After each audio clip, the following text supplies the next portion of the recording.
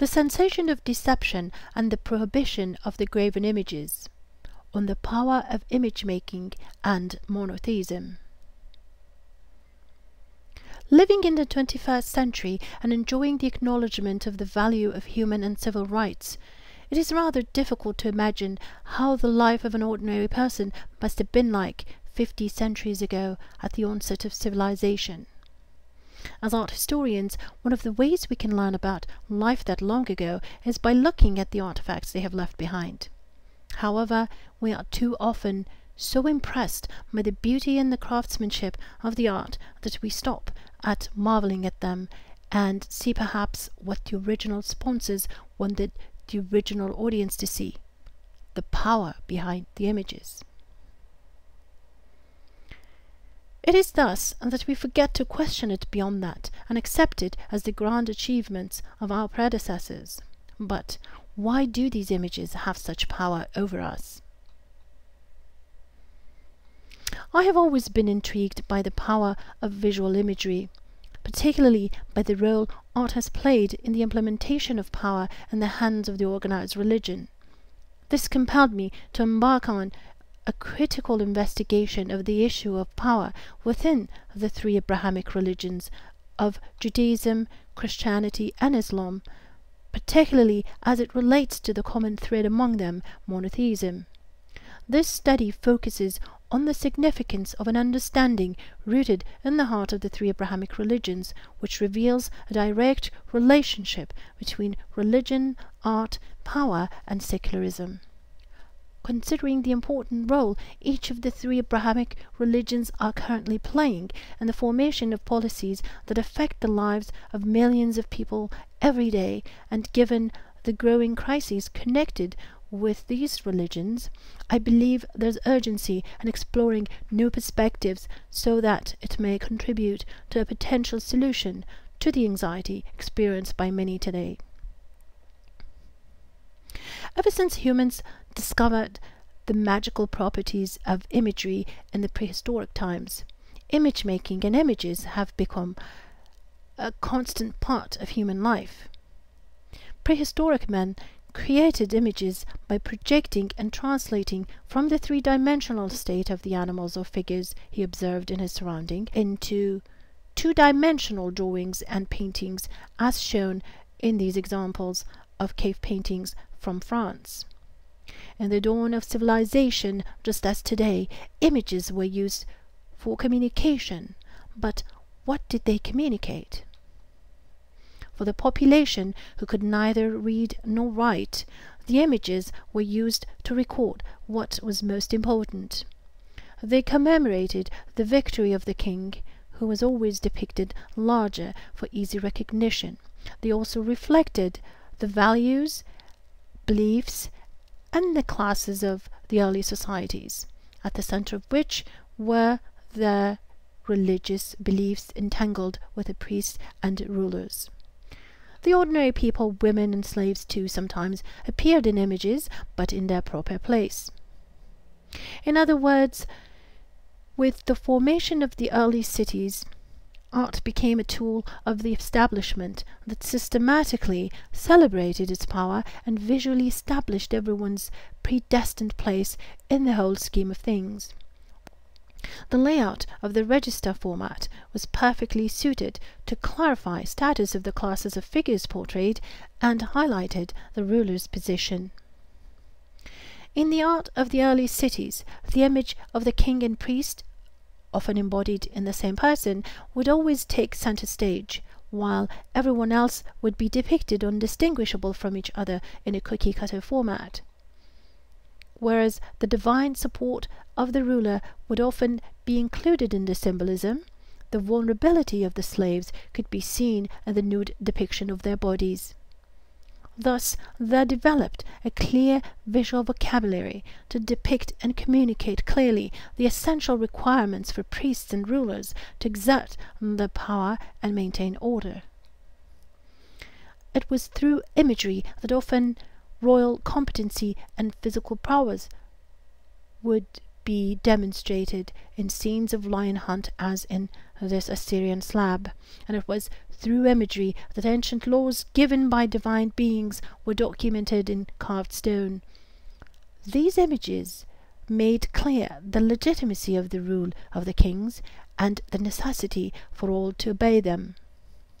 But it isn't until the time of the ancient Greeks that the human figure, formulated in a specific way, becomes the significant and influential means of communication.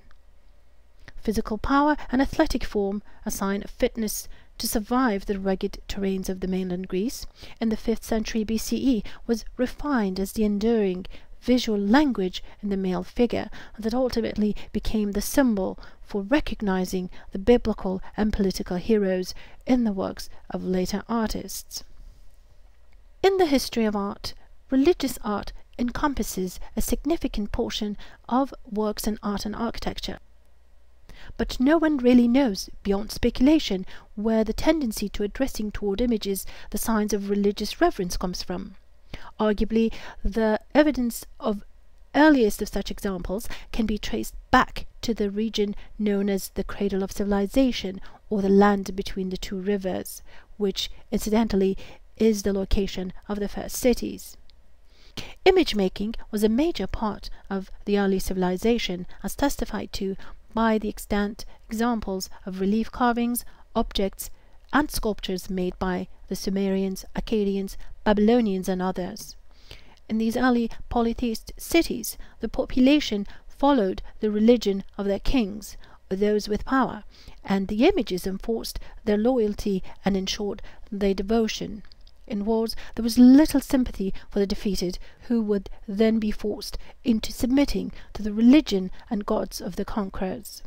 To be sure, there were no individual choices or free will, as the individuals had no say in what their fate was going to be. At some point, we know a new perspective appeared in the region that promoted a different kind of devotion, the dedication to only one God. The monotheist belief attributed to Abraham, the biblical patriarch, rejected the notion of worshipping a multitude of deities and invited people to turn to one God, the unseen God that was not supposed to be represented in any form, as indicated in the second commandment. But what was the objective of this new perspective that demanded such revolutionary change? The answer lies in the art we call religious art, that has been developed and produced over centuries, from the first cities in Mesopotamia to classical Greece and Rome, all of which served as references for the later religious art, particularly those religions of Abrahamic origin. To fully grasp the mechanism of the religious art, we must also consider its impact on the individual. Archaeologists believe the worshipping of an iconic symbols predate the iconic representations of deities. When our prehistoric ancestors found a naturally formed object that may have resembled a living thing, itself a compelling reason to revere it, using their imagination, they may have intervened and completed the resemblance by adding a scratch or two. Thus, we can understand how worshipping of the graven images may have started with the human imagination at its heart. By the time the idea of worshipping one god emerged, the tradition of image making and systematic use of images for religious and political purposes was already in place. For instance, idolatry and creating votive statues, which were standing figures to pray in place of their donors, existed among the Sumerians. The psychology of interacting with these artifacts clearly played an important role in what people believed. This served the position of the powerful well, since they possessed, maintained, and controlled the objects of worship and their production. The process of developing images or symbols for the purpose of worship is rather a complex one. There were several implications, from the imagination and skills of the craftsman to the imagination and interpretation of the worshipper, to the claims of the political and religious powerful for the purpose of legitimization of their rule, there established a connection through which the worshipper would find psychological and spiritual ties to the physical artifact and would become dependent on it. This dependency ensured the devotion, not to mention the submission of all their resources. It is due to this devotion that, literally and figuratively on the backs of the people in Chartres, for example, that Chartres Cathedral was built. Once this relationship was established, there would be the issue of pride, ownership, and identity. Whoever owned the object, symbol, building, or statue had access to its power.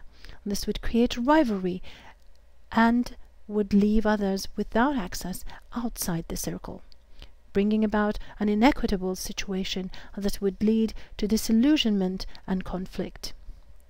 Additionally, when worshippers flocked to a place of worship with a particular saint or deity's symbol, it created credibility and wealth for the place in which the symbol was kept, but most likely for the elites and the leaders of that congregation.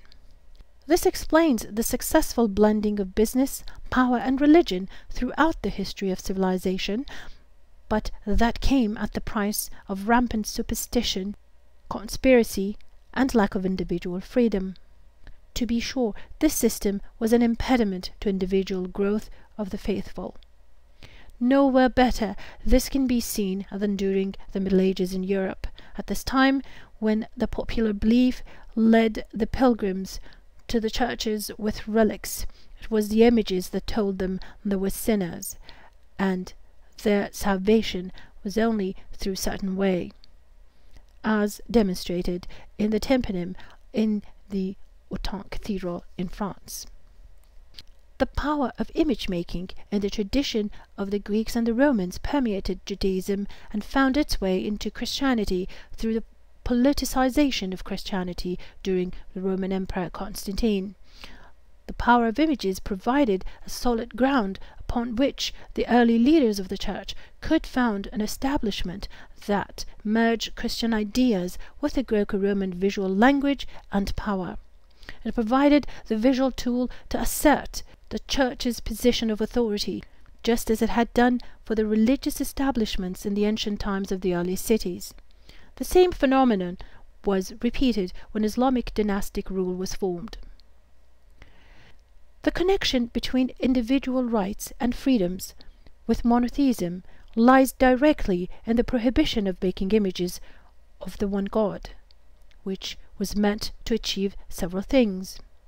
First, by removing the materiality of an objective representation, it would remove any one individual or group's claim on the one God. Thus, it was meant to stop from the onset a process through which individuals could become part of a tyrannical system.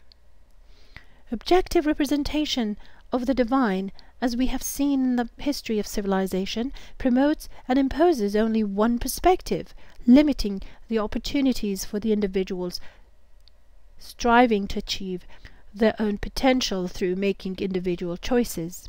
If no one could claim divine status or sanction, that leaves everyone at a level of equal importance, hence an equitable-based society can be formed. Additionally, prohibition of making images of the divine by default separates the political power from religion, since there would be no divine symbols for any authority to appeal to in order to legitimize their power and to craft man-made ideologies that can threaten the very humanity itself. Thus is revealed one of the most significant reasons for the prohibition of the imagery in the Abrahamic religions. The imagery turns faith into an ideology that cheats individuals of their reason, freedoms, and natural rights, and distorts their humanity, as testified to by the actions of any totalitarian regimes in history. Today, the separation of religion and state is an essential part of a democracy. Therefore, in the context of religion and creating religious art, according to the principle of the prohibition of imagery applicable to all three Abrahamic religions, in a true democracy, religion should be separate from any sort of power, including the power of images and image making.